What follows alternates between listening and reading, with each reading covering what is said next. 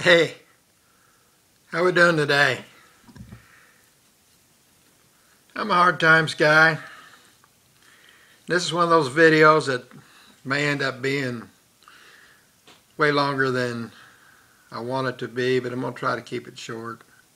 I was sitting here looking at a couple of sketches, and when I'm working on a project I usually make a sketch. It kind of keeps me on track, and it helps me find the material I need before I get started. Make sure I got most everything I need to get the project done. This one right here is I don't know if you can see it or not, but it's this little cupboard here. That little cupboard was a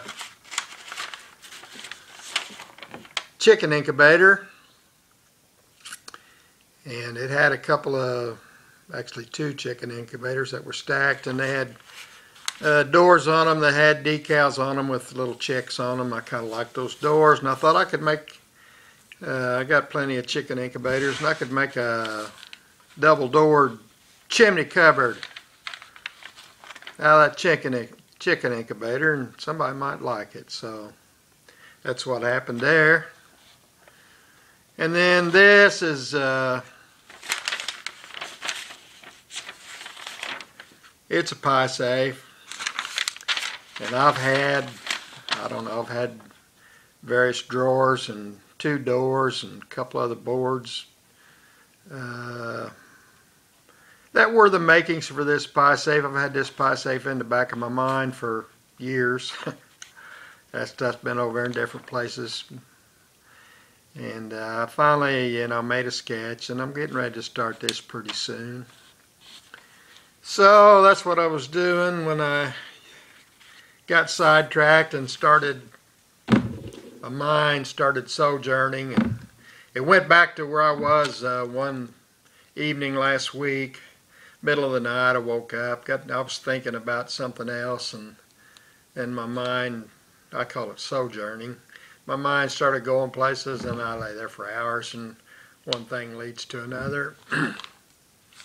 But that's what this video is going to be about. It's going to be about a walnut cupboard, or a walnut cupboard / pie safe. I made 10 tins for the doors in it and decided to change it from a blind cupboard to a pie safe. And you've probably, I think you've seen it maybe once or twice in other videos where it was for sale over on the other side of the barn, or where I had started this project and began to report progress on it, or where I finished the tins. You've seen this project already in a video, and it's been in the background of this project and a few other projects that have gone on here. It's been something that I worked on, and when I work on a project, I don't work on just one. I gotta, I work on one, and I do something, I need glue to dry or paint to dry or something, so I put that one aside, and I got another one over here that I do something with, and I might have 3 or 4 of them going on at once. So that's what's been going on with this walnut cupboard.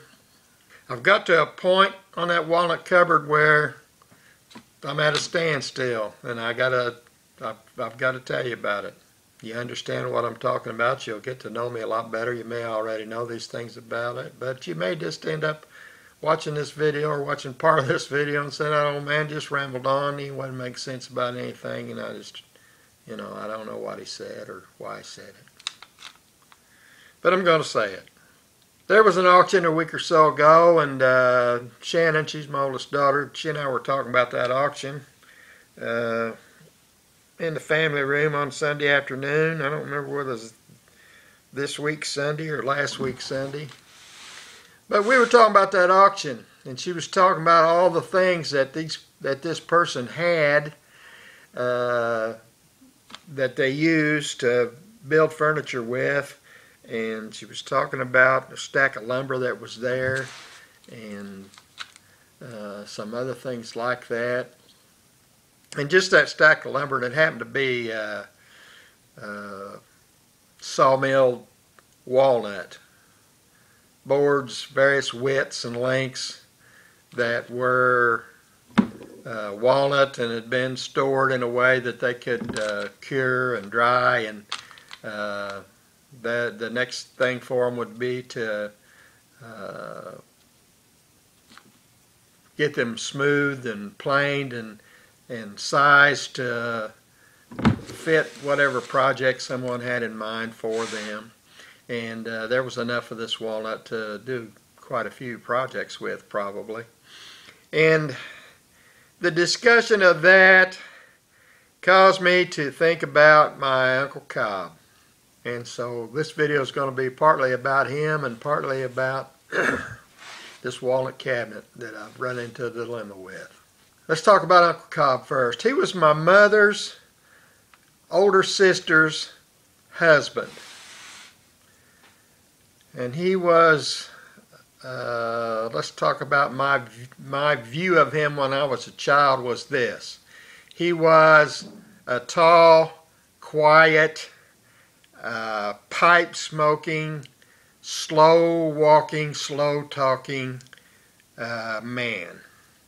He said very little to me or to other children. He said very little to anybody. I remember him in adult poker games on holidays, and he would maybe nod or maybe grunt about something that my dad or one of the other uncles or older cousins or something was saying, but that's about all you got out of him, a nod or a something like that. And very often he would not last the entire poker game. He would go off in the living room if it was at Bloomfield, and he'd go off and get in his gray recliner and he'd take a nap. So that's my memory of him as a boy. Quiet, pipe smoking man who I had not too much interaction with. But I knew that he was a carpenter, and I knew that he was a cabinet maker. And I was aware of some of his tools, and mostly I was aware of his tools in the fact that his wood shop was in the garage, and it always amazed me that it could even be a wood shop because it was so meticulously organized and so meticulously clean in his shop. I always thought, how in the world does he do any work in here and not get any more dirt or sawdust or disorder in this place? He must never really do anything in here, was my thought. But he was like that. And I got to know him much better after I became an adult. And that's what I'm going to talk about now. That's why this stack of walnut boards brought him back to my memory. Oftentimes, I would see him in places where I didn't expect to see him. I might be somewhere far away from Bloomfield at an antique auction, at an old homestead or Victorian farmhouse or something where they're having a big auction, and I might be standing there at the table looking at a butter mold or some small that I was contemplating bidding on, and I would hear, "Well, Luke," and I'd recognize the voice, kind of a deep baritone, and I'd turn around and there'd be Uncle Cobb, and I'd say, "Hey, what are you doing here?" And his answer almost always was, "I come here to look at that sassafras," or "I come here because they had some cherry and some walnut for sale, and I wanted to look at that." And what it would be over in an outbuilding somewhere would be this wood stacked up and dried, much like the wood in this sale that Shannon had been to. And Uncle Cobb was there to bid on that wood. He'd seldom bought it, but he wasn't just looking. He was genuinely interested. If it had been what he wanted at a price he wanted to pay, he would have bought it.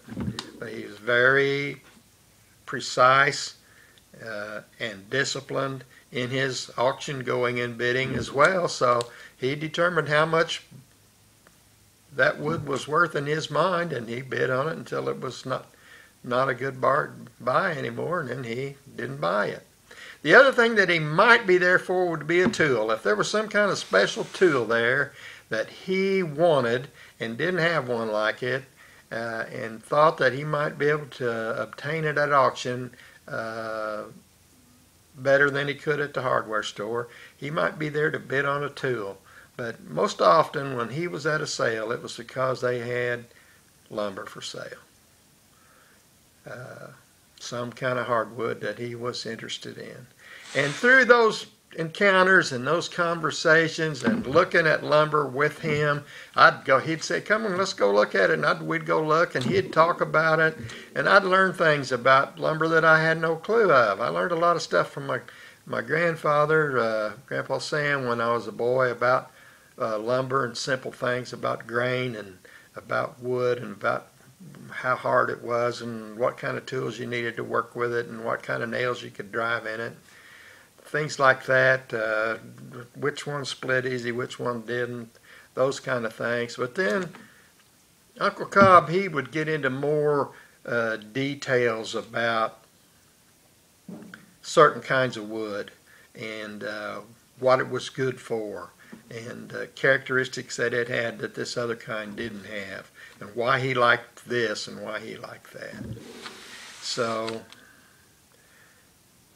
as I said, it reminded me of him to see this stack of walnut that was for sale, and to hear Shannon talking about all the drawer sides that had been, she called it dovetail, but I looked at them as some other kind of a drawer joint that this man had put in these sides that he had. But it was very precise, very much reminded me of Uncle Cobb and how he was. Also, after I was an adult, I might talk to him about other things too that were common interests of ours.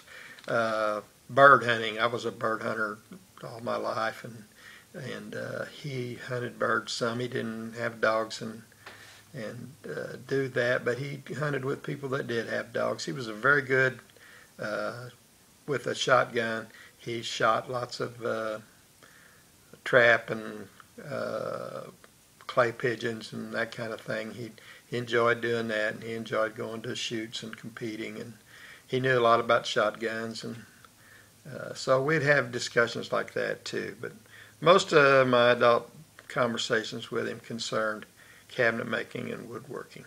This little pie safe that I'm talking about, or this what was a blind doored jelly cupboard, had seen hard times. It was something from the middle 1800s. It was something that was built by a talented craftsman. It was something that had the old joining and technique of being a cabinet maker used in it, and it was something that, and it was walnut. I like walnut. It was just a good old piece, but it had seen abuse and hard times, and it had seen attempts to correct some of the problems that it had that were done in a way that just made the problem eventually worse. And so the doors on the thing and front case supports where the doors were hinged had been violated and abused to the point where they needed attention. And I thought, you know, that's just going to add character to it. I can straighten that up some. I can fill some of those holes in. I can glue those cracks. And I can deal with that in a way that when I'm through, the thing will be functional and it will be presentable, and those things will just add character to it. But I was wrong. And the further I got along in it, the further I began to realize that I was wrong. There was just too much damage and too much wrong doing for me to correct. I didn't have the skills, I didn't have the tools, and I didn't have the patience to give this jelly cupboard / pie safe what it deserved, because of what it was, how good it was. It deserved Uncle Cobb, or somebody like him, somebody with the skills and the patience to rebuild those doors, rebuild that front case, or repair it in such a way that you couldn't know that it had even been repaired. Uncle Cobb could have done that. And I looked at it and I decided that I was never going to be happy with it going the direction I was going. It deserved more than me. And it's got me at a standstill. It's got me at a dilemma. Now, I want to talk about Uncle Cobb again in just a bit. Diane, and you've seen, if you don't know who Diane is, she was my sister. She died when she was 34 years old. And I mentioned her in videos. And there's one video where we're looking at a knockdown wardrobe that's yellow poplar wardrobe that I'd bought at an auction, and it was a basket case. It was laying in pieces on the ground. And there's a video about that, and about how Diane liked it and how she went about buying it from me, and she bought it from me, and there's even a little thing in there about this thing she did with her mouth and that kind of thing, and I can't even hardly think about it without affecting me like this. But there's that video about Diane, and there's that wardrobe, and it's sitting in my living room right now. That wardrobe is. She got it from me, and it needed some attention still. I just started working on the doors, and I had them to a place where I was happy with them, and I was progressing on to the rest of it about putting it together. And she bought it from me, and actually she agreed to buy it from me, and she took it. Well, she took it to Uncle Cobb, and because she knew what kind of skills he had, and she knew what she wanted the thing to look like, and she took it to him, and she told him what she wanted it to look like, and he made a cornice for the top of it, and he put it all together, and he refinished it. And the things that he did to it, I probably could have done, because it didn't have the damage. The only thing I couldn't have done was made that cornice and made it as perfect as he did. But the rest of it probably would have looked as good. Maybe the shelves wouldn't have been as good. I don't know. He did it better than I could have done it. But I could have done it in a way that I was satisfied with it. But I couldn't do it in the way that Diane was satisfied with it. Number one, she got it from me at a price that she should have never been able to get it from me, and then she didn't pay me either, I don't think. She never paid for it. And she took it to Uncle Cobb, and I don't know this, but I bet she didn't pay him for what he did with it. I bet she batted her eyes and pursed her lips and talked him into doing what he did to that, and he did it happily for her and didn't charge her a thing. But and I don't know that, and there's no way of me ever knowing it, but that would fit both her and Uncle Cobb that happened. So that's an example of his work. And as I've been telling you this story, I probably showed you a picture of that wardrobe again. And over there on the wall behind me is another thing. And what it is, it's what I'm going to call a parts cabinet or a screw cabinet.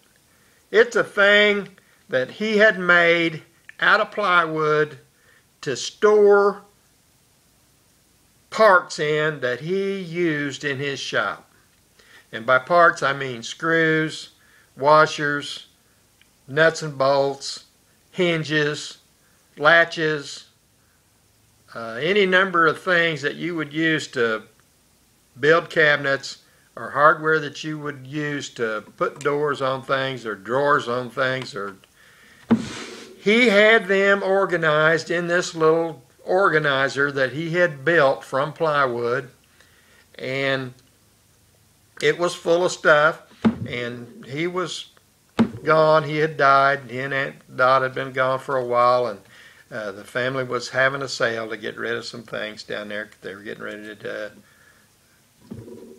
sell the place. And a lot of things that they sold were the teacups and saucers and stuff that Aunt Dot liked and collected. And some of that stuff was really good stuff if you like that kind of stuff. But it wasn't my kind of stuff, and I didn't buy any of that. Wasn't interested in any of it. But down in his wood shop, there was things there that I bought. I bought some tools that I haven't since ever used, although they would be useful to me if I had the patience and skill to use them. And I bought a lot of trim. He had an outbuilding that was full of trim, and I bought the contents of that outbuilding, and I have that. I've used trim out of that building for years, and I still have quite a bit of it. Groups and pieces of the trim that I bought in that building. But the thing that I bought that I really wanted and I was most proud of was this cabinet. And it looks like it's got 20 drawers in it. And it's just amazing. How can you build something out of plywood that precise? Every one of those drawers just opens and closes like it was on bearings. Every one of them just fits perfectly. And not only that, you can take them out of where they are and put them in a different hole, trade them around if they're the same size, and they aren't all. Some of it's graduated in size from top to bottom. But if you're putting them in a hole that's the same size that they were, you can't tell which hole they go in and which hole they don't. A lot of anything I build, when I get done with it, you got to put it back in the same hole it came out of, because hey, this thing, it's perfect. And when it's empty, when it doesn't have anything in it weighting the drawers down, when you open a drawer in it and then close that drawer, you got to close it really, really slow, because if you just shove it closed, it pushes half the other drawers out. This thing's so airtight and perfect that you can't even close the drawer in it fast without it pushing the other drawers out. It's just, that's the kind of precision that Uncle Cobb had. And I took all the pulls off of it and put different pulls on it, and it wasn't painted, and I painted it. So, and I like it. It's over there. It's probably going to be over there when I die. I won't say it's not for sale. If you really, really liked it, you might be able to buy it from me, but probably not. My kids are probably going to have to decide when they're going through all this stuff. You know, is this a significant enough thing that we want to keep it, or where has it come? Should we sell it? What, you know? But right now, I'm saying it's over there. I really like it. It's an excellent example of something that Uncle Cobb did just for his own use, but it shows the detail and the precision and the skill, and it shows his feeling about his work and his pride in things that he built and what they turned out to be. And it's just amazing to me that someone could be that good, that precise, that amazing in the things that he built. The things that I do, you know, my things are like this. There's nothing perfect about this. This is just an idea that I had where I took something and repurposed it. It was a chicken incubator, now it's a chimney cupboard. It's got that old farmhouse look. It's got some neat little decals on it with chicks, and somebody don't like it and somebody's going to pay for it, but there's nothing really good or special about the construction of it, because I'm just not capable of that. That piece over there in the corner that's got the sunflower tins in it, it is a magnificent piece, and it's one that I put all together, but it didn't need skills. It was all there. The skill had been put in it. It had just fallen apart. It had got loose. It had got fasteners pulled out of it, and it had got lost a piece along the bottom of it. I had the skills to do that. I had the vision to say this thing would look better with these tins. It deserves tins, not glass doors. And I even had the vision to design tins for it because I couldn't. I spent a couple of years looking for old tins that were deserving of that cabinet, and I couldn't find them. I had to make them. And I had the skill and the vision and but what that is, it's artwork, and that's what I am. I'm a creator of art, folk art.